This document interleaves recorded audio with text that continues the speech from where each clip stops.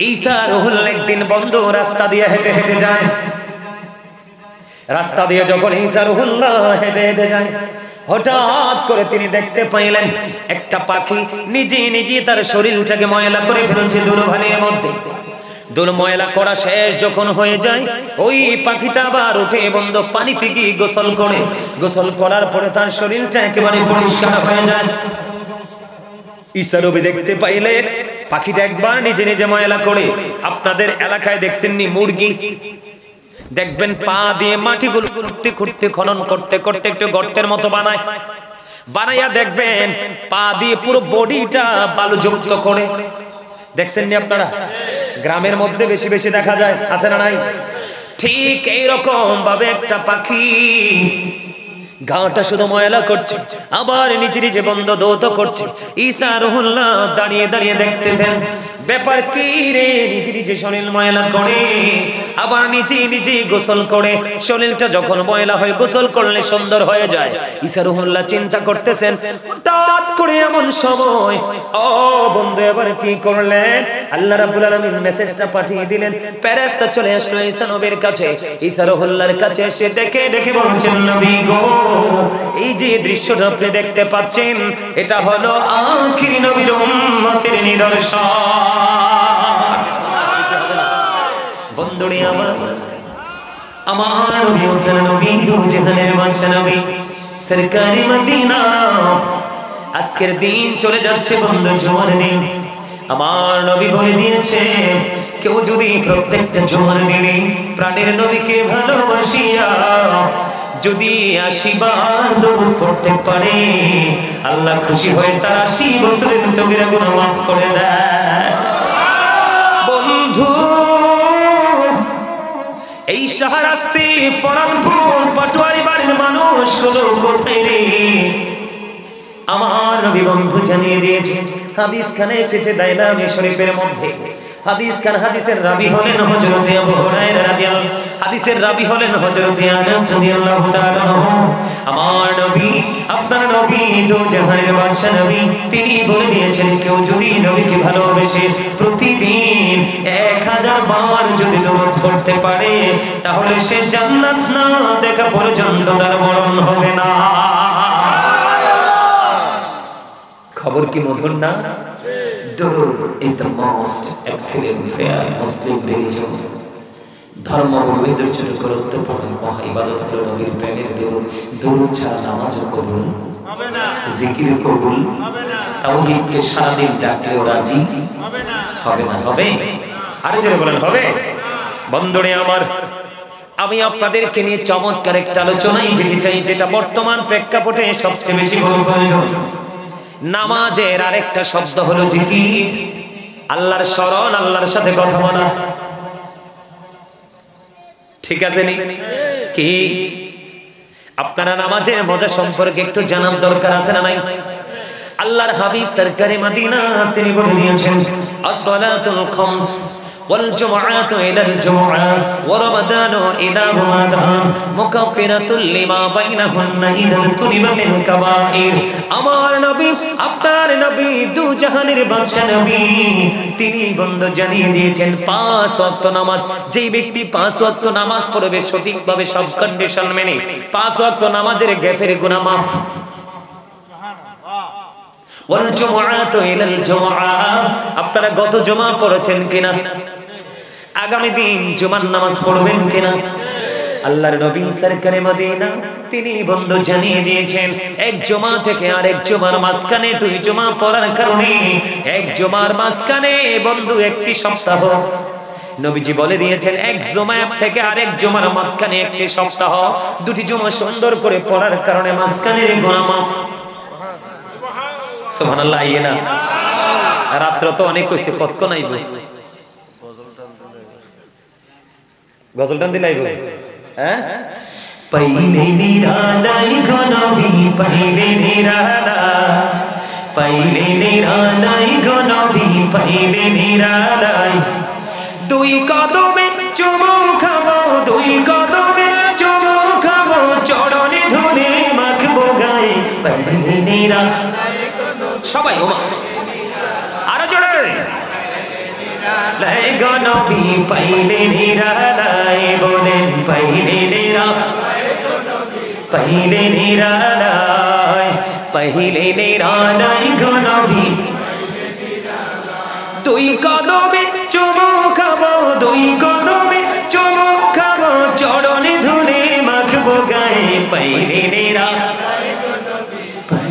নিরালায় জোরে জোরে মারহাবা আরে জোরে বলেন মারহাবা মাশাআল্লাহ একটু ঘুমটা ভাঙছে আলহামদুলিল্লাহ অত্যন্ত গুরুত্বপূর্ণ আলোচনা আগেই বলেছি বিবেকবান মানুষের জন্য আজকের এই আলোচনা হবে অত্যন্ত মধুময় এবং প্রেমময় কি চমৎকার না বলতেছে কে এক জমা থেকে আরেক জমার মাঝখানের গুনাহ মাফ সুবহানাল্লাহ ও রমাদান ইলা রমাদান এক রমজান থেকে আরেক রমজানের মাঝখানে বন্ধু 365 দিনের ডিসটেন্স বা 300 দিন ঠিক কি না এই বছরে 30 দিন ওই বছরে 30 দিন 60 দিন পার হয়ে গেল মাঝখানে একটি বছর নবীজি জানিয়ে দিয়েছেন বন্ধু তুমি এই বছরে রোজা সুন্দর করে পালন করলা এরপরে আসলো এই যে আসছে সামনে মার্চের 12 তারিখ থেকে আমাদের রোজা মুখে থাকবে ঠিক কি না বন্ধুরে আমার এই বছর রোজাগুলো তুমি রাখলা মাঝখানে একটি বছরের গ্যাপ এই একটি বছরের দুই দিকে রোজার কারণে এক বছরের গুনাহ মাফ তবে নবীজি শর্ত দিয়ে দিয়েছেন মুকাফফিরাতুল লিমা বাইনাহুন্না ইযা তুনিবাতিল কাবাইর নবীজি শর্ত দিয়েছেন শর্ত হলো কবিরা গুনাহ থেকে বেঁচে থাকতে হবে ইচ্ছে করে কবিরা গুনাহ করা যাবে না তাহলে নামাজের সব দিক দিয়ে লাভ আছে না নাই আরো জোরে বলেন লাভ আছে না নাই বন্ধু হৃদয় করে শোনো গো শুধু এখানে একান্ত নয় হযরত আবু যর রাদিয়াল্লাহু তাআলা থেকে হাদিস কেনা বর্ণিত আমার নবী আপনার নবী দো জাহানের বাদশা নবী শীতের দিনে দিনে বের হওয়ার পরে দেখলেন গাছের পাতাগুলো বন্ধ জোরে জোরে পড়ছে গাছের পাতা জোরে পড়ে কি পড়ে না শীতের দিনে পড়ে না আপনাদের এলাকায় পড়েনি এই পরানপুরে পড়ে বন্ধু নবীজি জানিয়ে দিলেন শীতের দিনের কারণে শুষ্ক হয়ে গাছের পাতাগুলো জোরে জোরে পড়ছে নবীজি বের হয়ে ওই গাছের ডালা দুটো ধরলেন ধরার পরে তিনি ডাক দিলেন আবু যরকে ডাক দিলেন আবু যর উত্তর দিলেন লাব্বাইকা ইয়া রাসূলুল্লাহ আমি হাজির এই কথা বলতে দেরি রে এবার আবু যর কাছে আসলেন নবীজি ডাক দিয়ে বললেন রে আবু যর তুমি চাইয়া দেখো শীতের দিনের কারণে শুষ্ক হয়ে গাছের পাতাগুলো কেমনে জোরে জোরে পড়ে যায় আল্লাহর প্রিয় বান্দাগুলো নামাজের মাধ্যমে যখন আল্লাহর কুদরতি কদমে যখন সিজদা লাগিয়ে দিবে রে ওই শীতের দিনের গাছের পাতার মতো তার আমলনামা থেকে গুনাহগুলো ঝরে পড়ে যাবে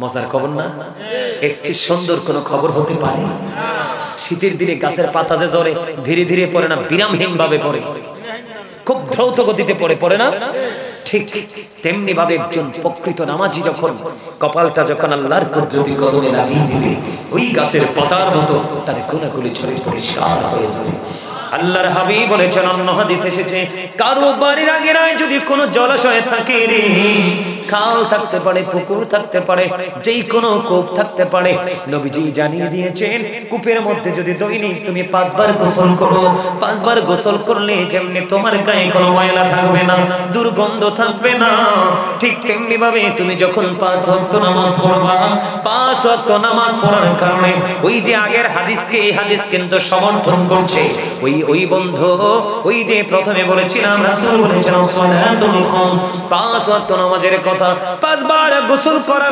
করলে যেমন দুর্গন্ধ থাকে না 5 বার নামাজ পড়লে তোমার আমলনামায় গুনাহ থাকবে না কারণ নামাজিকে অপরাধ থেকে রাস্তাটা ঘুরিয়ে নেক পবিত্র রাস্তার দিকে দেখিয়ে হাঁটায় ঠিক না বেঠি আর যদি তবে নামাজ পড়তে হবে অত্যন্ত মনোযোগের সাথে ইমাম বুখারী নামাজ যখন দাঁড়ানোর পরে বন্ধ ওনার পিঠের মধ্যে বিষাক্ত পোকা 10টা কামড় দিয়েছে কয়টা আপনারা আমরা যেগুলাকে দেখি ভেঙ্গুল কালো কালো মাটির মধ্যে একবারে বড় করে বাসা বাঁধে আছে না আরেকটি আছে বিষাক্ত পোকা হলুদ আমরা বলে বল্লা হলুদ আপনারা কি বলে বল্লাই বলে এই দুটো পোকা অত্যন্ত বিষাক্ত।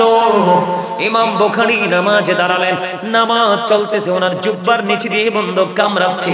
ওনার নামাজটা শেষ হয়ে গেল, শেষ হয়ে যাওয়ার পরে এবার উনি ওনার ছাত্রকে ডাক দিয়ে বললেন, জুব্বাটা উঠিয়ে দেখো পিছনে কি।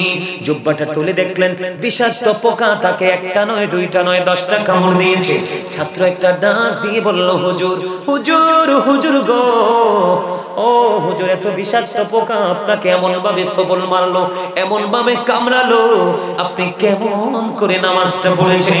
এবার ইমাম বুখারী একটা ডাক দিয়ে বললেন, নামাজে দাঁড়িয়ে যখন আমি আল্লাহর কোরআন যখন তেলাওয়াত করতে শুরু করলাম, কোরআন আমাকে তো বেশি মুগ্ধ করেছে, কোরআনের ধ্বনি আমার হৃদয় পর্যন্ত ছুঁয়ে গেছে, হৃদয়স্পর্শী কোরআন তেলাওয়াত আমাকে মুগ্ধ করেছে। আমি এমন করে করে কোরআন তেলাওয়াত করতে করতে আমি নামাজ শেষ করে ফেললাম, ওই বিষাক্ত পোকার বিষ আমার হৃদয় পর্যন্ত পৌঁছাতে পারল না। আর আপনার গায়ে একটা মশা কামড় দেওয়া থাক, দূরে বসলে আপনি আমি বলতে পারি, ঠিক না?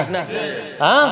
আর নামাজে বইয়া মসজিদের পবিত্র জায়গায়, আগামীকালকে আপনাদের এনে আসেনি জানি যে শয়তান, আপনারা কিছু মনে করবেন না, জীবনে বহু মসজিদে জুমার নামাজ পড়াইছি, হইলে সভাপতি নাইলে সেক্রেটারি নাইলে মোতোয়ালি নাইলে ক্যাশিয়ার, একটা না একটা সিটার পড়ে। এই একটার সিটারির কারণে পুরো মসজিদের পবিত্রতা নষ্ট হয়ে যায়। ইমাম সাহেব এই মিম্বরে পর্যন্ত দাঁড়াইয়া সত্য কথা বলতে পারে না। কথা কয় না কেন? নামাজ পড়ে সেরা চিন্তা করে, আল্লাহ বাইরইয়া যাইলে জানি সুদের টিয়াটি পাইনি। আছে তো, আপনারা বিশ্বাস করেন না? অবশ্যই আছে। আল্লাহ রাসূল বলেছেন, 10 টাকা দিয়ে জামা বানাইলা কয় টাকা? 9 টাকা তোমার হালাল, 1 টাকা লাভ। কেন? আল্লাহ রাসূল বলেছেন, লা তুকবালু সালাতুন বিগাইরি তুহুর ওয়ালা সাদাকাতুন মিন কবুল। রাসূল বলেছেন, পবিত্রতা ছাড়া ইবাদত কবুল, হালাল টাকা না হলে দান করলেও লাভ হবে না। তাহলে নামাজ শুধু কি নামাজ পড়লেই চলবে, নাকি নামাজ পড়তে কিছু কন্ডিশন মানতে হবে? নামাজ পড়তে কিছু কন্ডিশন মানতে হবে। এই যে দেখেন ছোট্ট ছোট্ট বাচ্চাগুলো পর্যন্ত জিন্স প্যান্ট পরে আসছে, আপনারা কি জানেন, আদৌ কি খবর নিছেন এই যে জিন্স প্যান্টটা আসলে আপনার আমার পরা উচিত কিনা? আচ্ছা বলেন, এই জিন্স প্যান্ট অনেকেরটা আবার 2-1 জনেরটা উপরে থাকতে পারে, কিন্তু ম্যাক্সিমাম লোকের 3 থেকে 4 আঙ্গুল নিচে থাকে নাভির জিন্স প্যান্ট পরার পরে। কথা বলেন না কেন? বলে হুজুর হুট করে এখানে কেন আসলেন? আল্লাহ বলেছেন, লিবাসুত তাকওয়া যালিকা খায়র। এখনকার মানুষ নামাজ পড়ার পরে নামাজ হচ্ছে না, দোয়া করার পরেও কবুল হচ্ছে না। তার কারণ হলো তার যে পবিত্রতার যে কথা বলা হয়েছে, পোশাকের যে কন্ডিশন দেওয়া হয়েছে, এগুলো একটারও তো করছে না। আল্লাহর কাছে শুধু নারীর পর্দা নয়, পোশাকেরও পর্দা, পুরুষের পর্দা আছে। নারীর পর্দা হলো মাথা থেকে পা পর্যন্ত রেখে রাখতে হবে, আর পুরুষের পর্দা হলো এই দিক দিয়ে নাভি বরাবর খাচ্ছেন, অন্যায় অপরাধ দেদারছে করে বেরাচ্ছেন। আপনাকে কি আমি নামাজি বলতে পারি?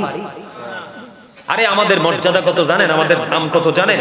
আল্লাহ রাব্বুল আলামিন আমাদের মর্যাদা কত বাড়িয়ে দিয়েছেন শুধু আখির নবীর উম্মত হওয়ার কারণে। ঈসা রুহুল একদিন বন্ধ রাস্তা দিয়ে হেঁটে হেঁটে যায়। রাস্তা দিয়ে যখন ঈসা রুহুল্লাহ হেঁটে হেঁটে যায়, হঠাৎ করে তিনি দেখতে পাইলেন একটা পাখি নিজে নিজে তার শরীরটাকে ময়লা করে ফেলছে দুর্ভানের মধ্যে। ময়লা করা শেষ যখন হয়ে যায়, ওই পাখিটা আবার উঠে বন্ধ পানিতে গিয়ে গোসল করে, গোসল করার পরে তার শরীরটা একেবারে পরিষ্কার হয়ে যায়। ঈসা নবী দেখতে পাইলেন পাখিটা একবার নিজে নিজে ময়লা করে। আপনাদের এলাকায় দেখছেন নি মুরগি? দেখবেন পা দিয়ে মাটিগুলো খুঁড়তে খুঁড়তে খনন করতে করতে একটু গর্তের মতো বানাইয়া দেখবেন পা দিয়ে পুরো বডিটা বালুযুক্ত করে। দেখছেন নি আপনারা? গ্রামের মধ্যে বেশি বেশি দেখা যায়, আছে না নাই? ঠিক এইরকম ভাবে একটা পাখি গাটা শুধু ময়লা করছে, আবার নিচে নিচে বন্ধ দৌত করছে। ঈসা রুহুল্লাহ দাঁড়িয়ে দাঁড়িয়ে দেখতেন ব্যাপার কি রে, নিজে নিজে শরীর ময়লা করে আবার নিজে নিজে গোসল করে। শরীরটা যখন ময়লা হয় গোসল করলে সুন্দর হয়ে যায়। ঈসা রুহুল্লাহ চিন্তা করতেছেন, হঠাৎ করে এমন সময় ও বন্ধু এবার কি করলেন? আল্লাহ রাব্বুল আলামিন মেসেজটা পাঠিয়ে দিলেন। ফেরেশতা চলে আসলো ঈসা নবীর কাছে। ঈসা রুহুল্লাহর কাছে এসে ডেকে ডেকে বলছেন, নবী গো, এই যে দৃশ্যটা আপনি দেখতে পাচ্ছেন, এটা হলো আখির নবীর উম্মতের নিদর্শন। সুবহানাল্লাহ বলে না কেন? কার নিদর্শন? আমাদের নিদর্শন। কার? কই তারা যখন অপরাধ করবে শরীরটা ময়লা হয়ে যাবে। কি হয়ে যাবে? যখন তারা নামাজ পড়বে ময়লা পরিষ্কার হয়ে যাবে। তাহলে আমাদের নামাজের দরকার আছে না নাই? আরো জোরে কোন? নামাজের নাম কি? জিকির। কি? আল্লাহর জিকিরের জলসা, আল্লাহর স্মরণ, আল্লাহর সাথে কথা বলা। ঠিক না বেঠিক? তাহলে এটার মধ্যে কিছু কন্ডিশন আছে।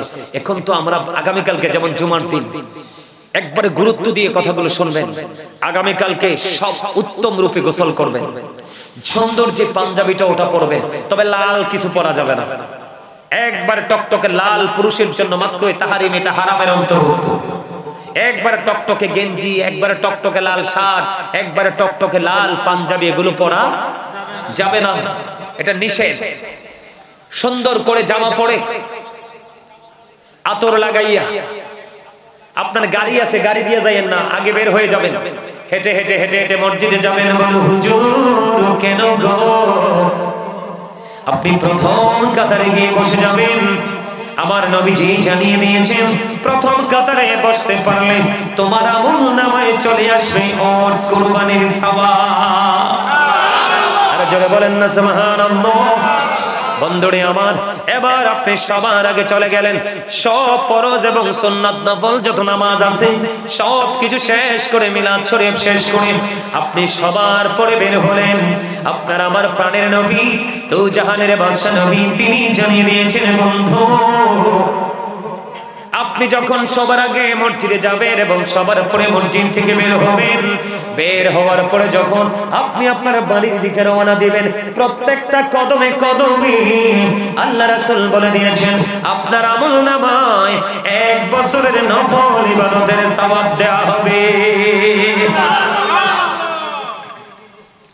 আমার কথাটা কি আপনারা বুঝতে পারছেন? তার মানে আপনার বাড়িতে মসজিদ থেকে বের হয়ে সবার পরে আপনার বাড়িতে আসতে লাগে ধরেন 10টা কদম। কয়টা? বা 20টা কদম, বা 30টা কদম, বা 40 কদম, বা 100 কদম। এইরকম আল্লাহ রাসূল প্রত্যেকটা কদমের বিনিময়ে বিনিময়ে আলাদা আলাদা করে আপনার আমলনামায় 1 বছরের নফল ইবাদতের সওয়াব দেওয়া হবে। আর যদি আপনি সবার আগে না গিয়ে সবার পরে যান, এবার শোনেন, যিনি একেবারে ইমাম সাহেব খুতবা যখন দেয় তখন দেখছি আমাদের দেশের সব জায়গায় মুসল্লিরা হুড়াহুড়ি করে মসজিদে ঢুকে না? ঢুকে। আমার দিকে তাকান, আল্লাহ রাসূল জানিয়ে দিয়েছেন আপনি যখন সবার লাস্টে যখন মসজিদে অ্যাটেন্ড করবেন, যদি আপনি নামাজ পড়বেন, কিন্তু স্পেশাল যে ফেরেশতারা এসেছে এই জুমার দিনের মুসল্লিদের লিস্ট করার জন্য, নোট করার জন্য, ওই ফেরেশতাদের লিস্টে কিন্তু আপনার নাম উঠবে না। কেন উঠবে না?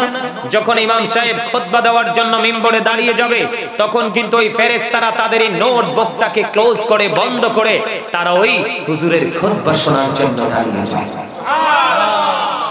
তাহলে উপায় আসেনি? এত ডিজিটাল নামাজি, আরে বাপ রে বাপ, সবার পরে যায়।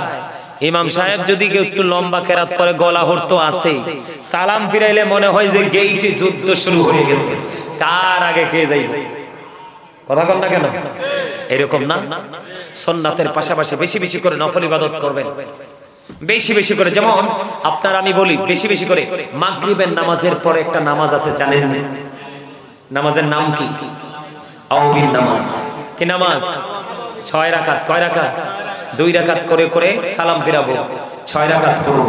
মজার জিনিস বন্ধুরে আমার, আমার নবী, আপনার নবী, তো জাহানের বাদশা নবী, প্রাণের নবী জানিয়ে দিয়েছেন বন্ধু, মাগরিবের নামাজের পরে প্রয়োজন ছাড়া তুমি কোনো কথা বলো না, প্রয়োজন ছাড়া তুমি কোনো কথা বলো না। প্রয়োজন হলে তুমি কথা বলবে, প্রয়োজন ছাড়া কোনো কথা বলবে না। সোজা মাগরিব পরে তুমি সালাতুল আওবিন নামাজ 6 রাকাত শেষ করে ফেলবে। 6 রাকাত আওবিন নামাজ তুমি একদিন পড়বা, তোমার আমল নামায় 12 বছরের নফল ইবাদতের সওয়াব দেওয়া হবে। সুবহানাল্লাহ কম না কেন? আরো জোরে। তাহলে আমাদের লাভ না লস? লাভ। তাহলে নামাজ ছাড়া, আপনি যদি নামাজটা ঠিক মতো পড়তে পারেন, সুন্দর করে শারীরিক পবিত্রতা, মানসিক পবিত্রতা, পোশাক আশাকের পবিত্রতা, সব কিছু মিলিয়ে সর্বোচ্চ পবিত্রতা নিয়ে যখন আপনি নামাজ পড়বেন, এই নামাজ আপনাকে মানুষের মতো মানুষ হিসেবে গড়ে তুলবে। হাজার চেষ্টা করলেও কোনো নোংরামি আপনাকে গ্রাস করতে পারবে না। তাহলে আমাদের নামাজের দরকার আছে না নাই? এই নামাজ হলো কি বললাম? নামাজ কি? জিকির। নামাজ কি? সর্বোত্তম জিকির। এটা একটা জিকিরের জলসা। তবে জিকিরটা কেমন ভাবে করতে হবে? জিকির কিন্তু বিভিন্ন রকমের হয়। সুবহানাল্লাহ বলাও কিন্তু জিকির, আলহামদুলিল্লাহ বলাও কিন্তু জিকির, লা ইলাহা ইল্লাল্লাহ বলাও কিন্তু জিকির, আল্লাহু আকবার বলাও জিকির। কাউকে সৎ কাজের জন্য ডাকা, এটাও জিকির।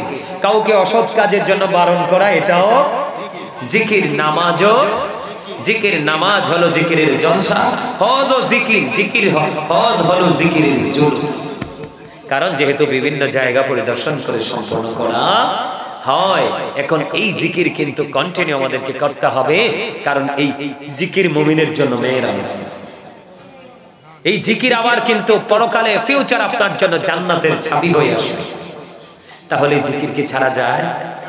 বন্ধুরে আমার, রাসূল জানিয়ে দিয়েছেন জিকির দুই ভাবে করা যায়। জবান দিয়েও করা যায়, কলব দিয়েও করা যায়। জবান দিয়েও করা যায়। নবীজি বলে যে দিয়েছেন, জবান এবং কলব দুটো মিলে যে জিকির করা হয়, ওই জিকির হলো সবচেয়ে উত্তম জিকির। জিকিরে মানুষের মনের গড়ের ময়লা দূর করে। কি করে? জিকির মানুষের মনের গড়ের ময়লা দূর করে। বন্ধু, আজকে যারা আল্লাহর ওলি হয়েছেন, তারা জিকির করে করে আল্লাহর ওলি হয়েছে। তারা আল্লাহর অধিক বেশি জিকির করতে করতে, নবীর সাথে প্রেমের ডুরি লাগাইতে লাগাইতে আল্লাহর এত বেশি কাছে চলে গেছে রে। আমার দিকে তাকানো বন্ধ। হাদিস শরীফের মধ্যে এসেছে, কেউ যদি জিকির করতে করতে আল্লাহর দিকে 1 বিঘা পরিমাণ এগিয়ে যায়, আল্লাহর সেই জিকির করাওয়ালা বান্দার দিকে 1 গজ পরিমাণ এগিয়ে আসে। সুবহানাল্লাহ বলেন না কেন? জিকির করতে করতে কেউ যদি 1 হাত পরিমাণে এগিয়ে যায়, আল্লাহ রাব্বুল আলামিন ওই বান্দার দিকে 2 হাত পরিমাণে এগিয়ে আসে। কথা কয় না? এই যে জলসায় বসে জিকির করছে কিনা, কথা বলেন না কেন?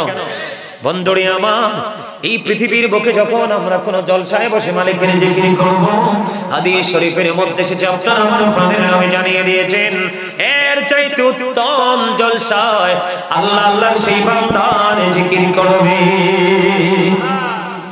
কথা বুঝেন নাই? তার মানে আল্লাহর জলসা আমাদের জলসা কি এক? আল্লাহ আমাদের জলসার মধ্যে পাপী আছে, নেকি আছে, নামাজি আছে, বেনামাজি আছে, সিটার আছে, বাটপার আছে, কত জাত আছে না, ভালো মন্দ মিলাইয়া আছে না? আর আল্লাহর জলসায় কি কিছু আছে? সব তো রহমত, সব নিয়ামত। জোরে জোরে বলনা সুবহানাল্লাহ। আরে জোরে বলেন না সুবহানাল্লাহ। বন্ধুরে আমার, আপনারা আজকে জিকিরের জলসায় হেঁটে হেঁটে আসছেন কিনা? আল্লাহর হাবিব জানিয়ে দিয়েছে, জিকির করতে করতে কেউ যদি আল্লাহর দিকে যারা এগিয়ে যায় হেঁটে হেঁটে, আল্লাহ রাব্বুল আলামিন ওই বান্দার দিকে দৌড়ে চলে আসে। সুবহানাল্লাহ বলেন না? সুবহানাল্লাহ ওয়ালহামদুলিল্লাহ লা ইলাহা ইল্লাল্লাহ। সুবহানাল্লাহ ওয়ালহামদুলিল্লাহ লা ইলাহা ইল্লাল্লাহ।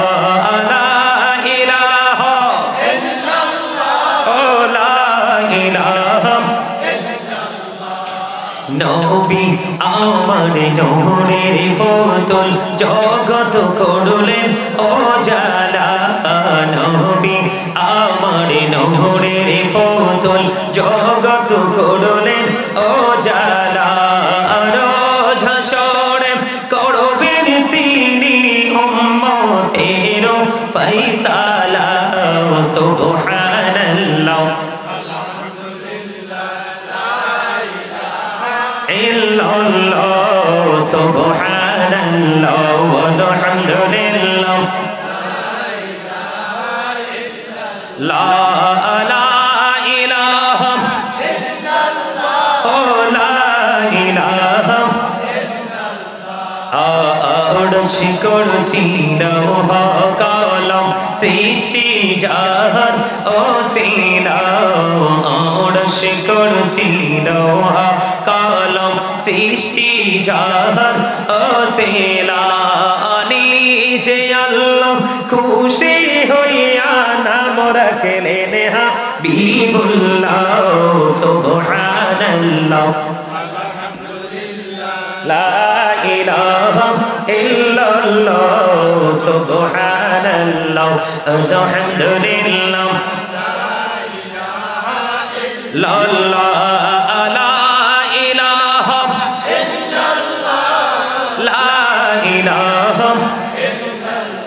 লা ইলাহা ইল্লাল্লাহ মুহাম্মাদুর রাসূলুল্লাহ সাল্লাল্লাহু আলাইহি ওয়াসাল্লাম। আলহামদুলিল্লাহ বলেন। এই যে জিকিরটা করলাম না, হাদিস শরীফের মধ্যে সেটা আল্লাহ রাসূল বলেছে এটা নাকি জান্নাতের বাগানে যারা আসে, জান্নাতের বাগানের মেহমান যারা হয় তাদের জান্নাতীদের খাবার। কেন কেমনে খাবার? প্রত্যেকটা পার্সন ডবল পার্সন, একটা হলো তার দেহ আর একটা হলো তার রূহ, একটা হলো তার দেহ আর একটা হলো তার আত্মা।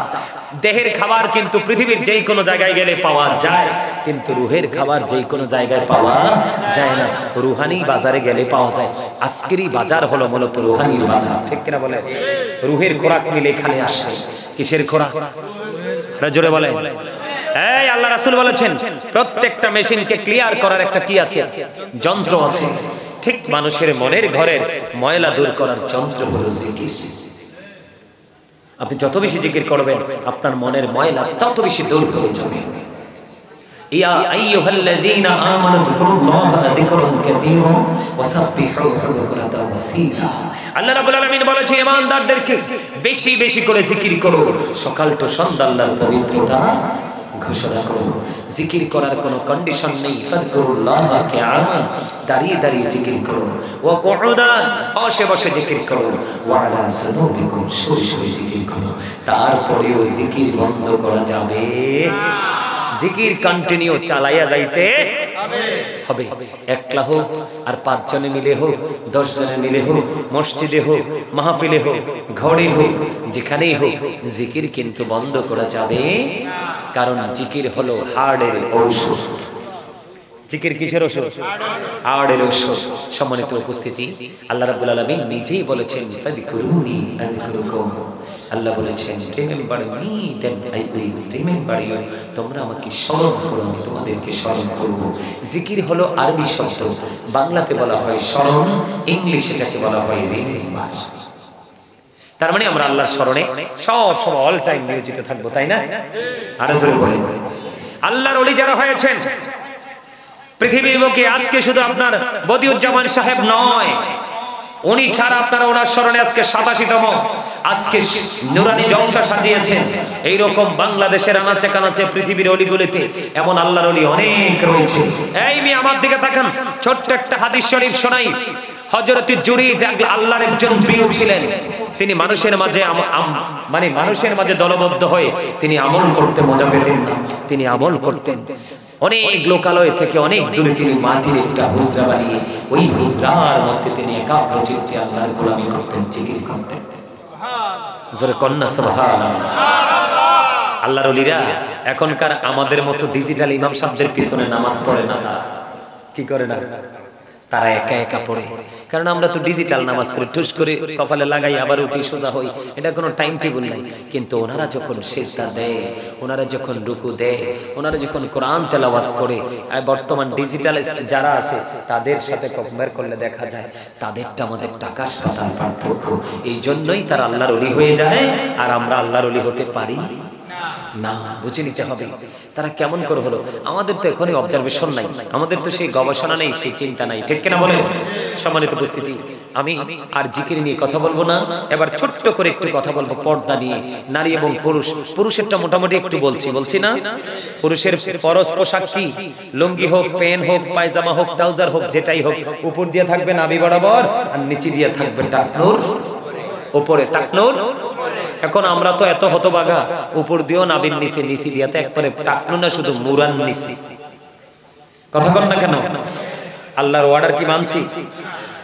এই পোশাকের জন্য জাহান্নামে যেতে হবে। এই পোশাকের জন্য কি করতে হবে? কারণ আমরা ইচ্ছে করে ফরজ তরক করেছি, অহংকার করেছি, বর্তমানে সুখ্যাতির পোশাক আমরা মনে করে এটাকে পরছি। নাইলে ফ্রেন্ড সার্কেলের সাথে ইজ্জত থাকবে না, গেলে বলবে তুই গাই আইছে।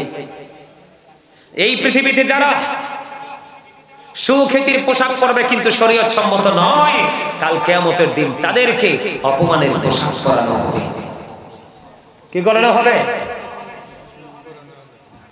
কথা বলেন না কেন? কি করা হবে? অপমানের পোশাক পরানো হবে।